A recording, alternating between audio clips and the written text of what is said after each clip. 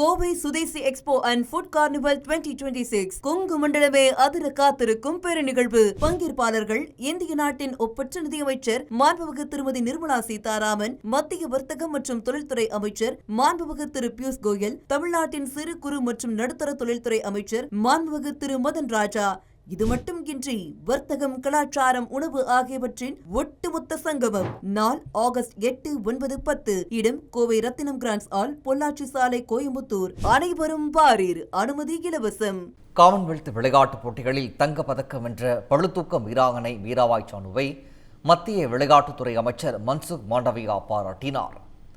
ஸ்காட்லாந்தின் Glasgow நகரில் நடைபெற்று வரும் காமன்வெல்த் விளையாட்டுப் போட்டிகளில் பெண்களுக்கான 48 கிலோ எடைப்பிரிவில் மொத்தம் 190 கிலோ எடையை தூக்கி பளுதூக்கும் வீராங்கனை மீராபாய் சானு தங்கப்பதக்கம் வென்று சாதனை படைத்துள்ளார். காமன்வெல்த் விளையாட்டுப் போட்டிகளில் தொடர்ந்து 3வது முறையாக தங்கப்பதக்கம் வென்று அசத்தியுள்ள மீராபாய் சானுவை நேரில் சந்தித்து மத்திய விளையாட்டுத்துறை அமைச்சர் மன்சுக் மாண்டவியா பாராட்டு தெரிவித்தார்.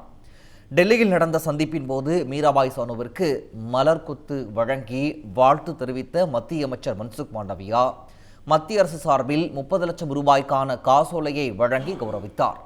மேலும் மீராபாய் சானுவின் சிறப்பான செயல்பாட்டை பாராட்டிய மத்திய அமைச்சர் அவரது வெற்றி இளம் விளையாட்டு வீரர்களுக்கு மிகப்பெரிய ஊக்கமாக இருக்கும் என்றும் தெரிவித்தார்.